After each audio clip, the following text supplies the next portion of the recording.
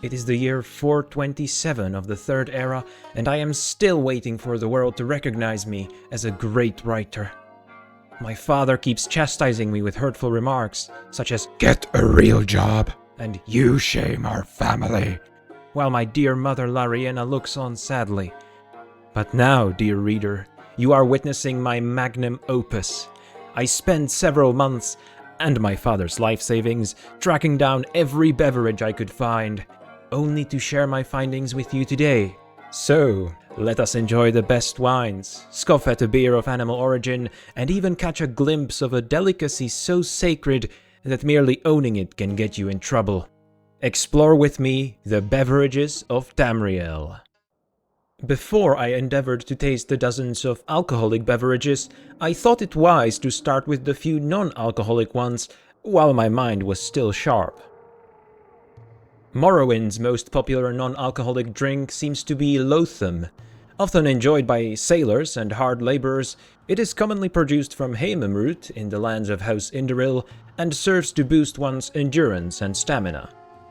I was surprised by how refreshing the taste was, and after finishing my second cup, I asked the local Dunmer if there were other non-alcoholic drinks he could recommend.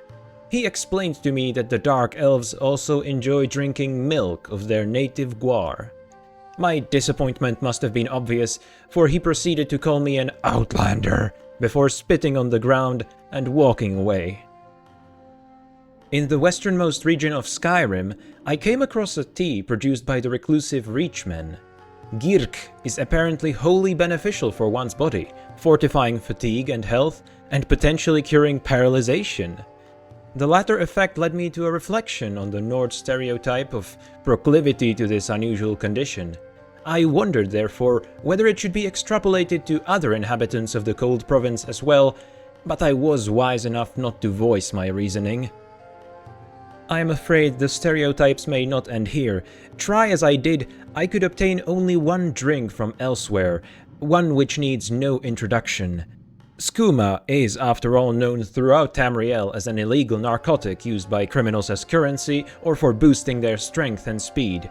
It is made from a refined drug known as moon sugar, addictive to all races, but particularly irresistible to the Khajiit. In my enthusiasm for documenting Tamrielic cuisine, I was determined to partake even of this infamous substance, but a recovering Khajiit addict convinced me to see sense. Let us now turn to wine, by which I mean any alcoholic drink made mostly of fermented grape juice.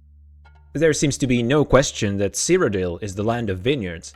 As far as I could find, the central Tamrielic province is home to 11 different types of wine, including the generic sweet and sour variants. To enumerate their differences would be a monumental undertaking, so I will only speak in general terms. Their effects vary. The most common seem to be fortify personality or speechcraft, fortify willpower, and drain fatigue. Notably, the luxurious Twin Moons wine is the only Cyrodiilic wine with no negative effects, which explains its high price. Of note is also the Colovian battle wine, often prepared at home by Colovian families. A local publican told me it is made by combining regular Colovian wine with apples, honey, and various plant-based ingredients, as well as a shot of Cursed, a liquor of which I will speak later. Given that battle wine boosts physical prowess, it is no wonder that it used to be served to warriors before battle. I can personally attest that after drinking it, I felt as strong as a giant. According to my research, wine also seems to be a popular article in the western provinces of Tamriel. High Rock is home to heart plum wine, a generic type of wine made from the heart-shaped fruit. Wines from the vineyards of Balfiera and the castle state of Marivon are also popular. However, perhaps the most notable is spiced wine from the city kingdom of Wayrest, a delicacy exported far and wide, including the faraway province of the Dark Elves, where I was able to purchase a bottle.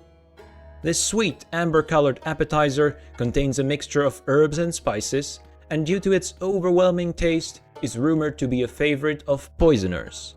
I only learned of this fact after finishing 2 cups, but fortunately I have no enemies to speak of and seem to have survived the experience. All things considered, I found the tasting of High Rock wines rather enjoyable and relaxing. likely because they tend to fortify a person's charm or physical prowess, damaging their agility or intelligence.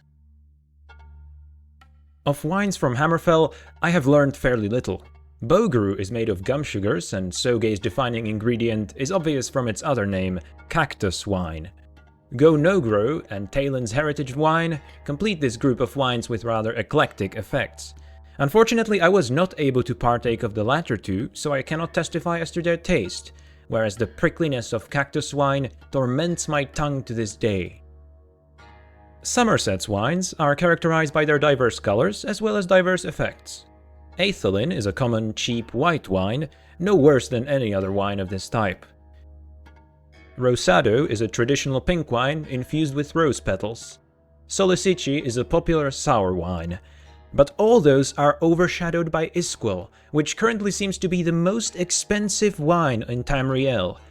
Made from the Altachi pear, it has a golden color and is produced in the historic city of Firsthold and sold in bottles crafted out of glazed ceramic. I am proud to admit that I own one, though I have not yet tasted the beverage. A wine so exquisite must be saved for a very special opportunity indeed. The cold province of Skyrim is not exactly known for its wine culture, but its warmer regions are nevertheless home to several local varieties. Ristla is a sparkling white wine produced in the Rift Valley. Best served cold, it is commonly described as refreshing, light, and sour, and has gained popularity even in Morrowind. Meanwhile, Vintage Reach wine is a potent type from the Western Hold which significantly fortifies physique. The downside of both wines is that they temporarily lower intelligence, and after tasting both in one session, my mind had become so clouded that I was barely able to write down my impressions. Morrowind's wine, Shine, is brewed from comberry.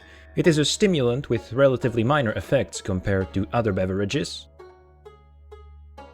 Finally, I was able to obtain a simple sample of generic wine from Valenwood, and found that it moderately fortified my nimbleness while draining my strength.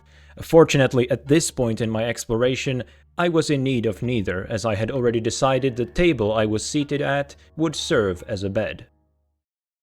Alcohol produced by fermenting grain seemingly lacks the refinement of wine, but there is a lot to be said for its invigorating power. Beer seems the most popular in the northern province of Skyrim. All Nordic beers fortify a person's strength, temporarily draining their agility or intelligence. Apart from the generic bottles of beer and light beer, there is also Gjeka Ale and the unique Vaig, or the potent Snowberry Ale. The latter is most remarkable as it fortifies strength considerably more than other beers, but damages willpower and intelligence, and also inflicts light frost damage. Despite these drawbacks, Vaig is currently the most expensive beer in Tamriel at a base price of 50 gold per bottle. I found the taste so remarkable that I would have ordered another had my jaw not frozen, leaving me unable to open my mouth. The two Cyrodiilic beers have similar effects as Skyrim's. The popular rice beer Mori originates from Nibene, but is becoming increasingly widespread even in Colovia. Akul also deserves its popularity. It is an affordable wheat ale with a unique flavor, thanks to the added essence of mandrake found in Daysec Marsh, a region not to be explored directly after partaking of the beverage. If you've spent any length of time in Morrowind, you will likely be familiar with Morrowind's main beer, Mastay. This drink, brewed from fermented salt rice, can be ordered at any self-respecting establishment across the province and is sure to satisfy the dry throat. I am usually not one to reject unfamiliar tastes, but I found Jaga, the ale produced by the carnivorous Bosmer of Valenwood, downright repulsive. This vile substance is apparently brewed from pig's milk, and while it increases agility, it is also the only type of beer to drain fatigue, among other attributes. I can safely say I would not touch it again, even if I found myself stranded in the midst of the Alikur Desert. Finally, there is Hotoma from Somerset, a beverage with effects similar to most other beers. I cannot impartially comment on its taste, since after Jaga, my tormented throat took it for divine nectar. Let us talk of alcoholic drinks which do not fit into the category of wines or beers. The expensive Cyrodiilic brandy is an invigorating and stimulating beverage, which, as far as I could tell, has no unpleasant side effects. Cyrodiilic whiskey, which I acquired in Morrowind under its local name Flynn, likewise fortifies the mind and body. Then there is the strong Abyssian rum, produced in the westernmost part of the Imperial Province. The expensive apple brandy Cursed is popular with the upper classes of Western Colovia and used to be the main product of the Lacorius distillery before being mostly replaced by Aliu. Speaking of, let's talk about this publication's sponsor, the Lacorius Distillery. Is fate conspiring against you? Do you feel like you need just a pinch more luck in your life? Try Aliu. Proudly brewed at a family-owned distillery from locally sourced apples, Aliu is a first-class cider with just the right amount of alcohol.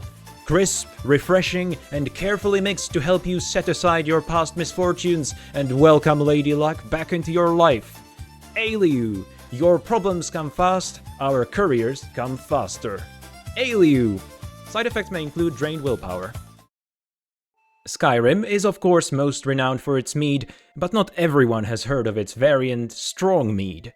Upon tasting it, I was surprised to learn that Strong Mead is not stronger in its actual effects, but is so named since it contains a higher concentration of flavor. I have a hard time believing anyone who isn't a Nord could actually enjoy mead this strong. I followed up with Bodia, a sweet drink brewed at mountain monasteries, which was the perfect choice to rejuvenate my taste buds. Made from sweet, fermented yak milk and mixed with hardy mountain herbs, it is a thick, hearty drink, and according to the locals, its impact on endurance and frost resistance makes it a valuable companion of pilgrims traveling the mountains. The expensive snowberry brandy Gulve seems to significantly fortify endurance and strength at a mild cost to intelligence. Lastly, there is Firg, a whiskey from fermented iron rye which boosts strength at the cost of intelligence and personality. I like the taste of these beverages well enough, but I do wonder why the Nords seem so open to dulling their minds. High Rock seems to be the land of liquor, given its apparent variety of available beverages. Brekne Brak is a strong Norman whiskey with notes of sea salt, supposedly watered down with mountain ice. Even then, I have no doubt many newcomers find it too strong still. The brandy Chelegu, associated with the Bayards of Western Iliac and interior Brittany, is a fine drink with notes of apple and plum, one which I wouldn't hesitate to gift to my most esteemed friends. Ginevere is a gin produced by the Bretons of Western Reach, a land which seems to be the birthplace of many a beverage.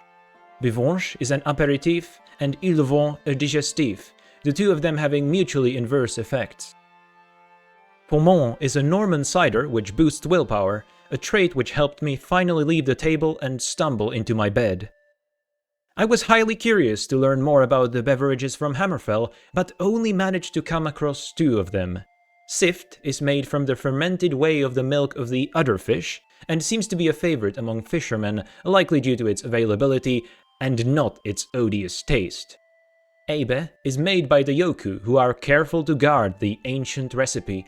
I have only managed to ascertain that the principal ingredient seemed to be wild herbs of the Abyssian. In my travels, I also chanced upon a drink of Orcish origin. Ungorth is a strong liquor with a spiritual significance to the Orsimer, but exported into other parts of Tamriel. It fortifies willpower and strength at the expense of personality and magicka.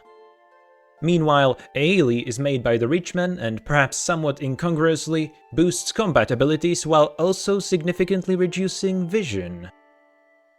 I also had the opportunity to taste Rotmeth, a repugnant substance of Bosmer origin. As far as I could ascertain, it is brewed from rotting meat and the Wood Elves drink it because of their inexplicable disdain for animal products. Explorers of Vardenfell are surely familiar with some of Morrowind's alcoholic drinks. Many of them serve to boost strength while rendering other abilities less effective. The local Comberry brandy, called Grief, impairs physical coordination. The potent Sujama strengthens even more, but at the cost of intelligence. Vintage brandy, meanwhile, happens to drain agility. Feeling strong as an ox after this trifecta of beverages, I next reached for Goya, a strong, fine liquor of Hlalu make, which fortifies a person's willpower and intelligence. Of course, I must not neglect to mention the rare ancient Dagoth brandy, a liquor supposedly brewed by House Dagoth in the First Era. Legends speak of its taste being beyond compare, but it apparently endowed one with only negative effects. While I did not manage to get hold of this legendary drink, I have in my possession an empty jar that the drink was supposedly stored in. However, I am pleased to report I did manage to obtain possibly the rarest beverage of Dunmer make, the mysterious Punavit. For the uninitiated, Punavit is a sacred drink, reserved only for high-ranking members of House Indoril. The house strictly regulates its possession and distribution to ensure it never fall into unauthorized hands. But not only was I able to acquire a whole jug, from a person whose name I shall never reveal, I also learned of the procedure through which the beverage is supposedly produced. If you wish to know the secret, dear reader, pay close attention. The main ingredient are nectar sacs of the Velk, a type of four-legged animal native to Indoril lands. The sacs are harvested by Velk farmers and sent to special Velothi breweries. There they are beat until juice leaks and turned into wash, which is then sent to the chapel distilleries to be distilled into Punavit resin. The resin is then brewed into the tea-like substance that the Indoril call Punavit. In its basic form, Punavit apparently weakens the body and mind, making one susceptible to spirit whispers.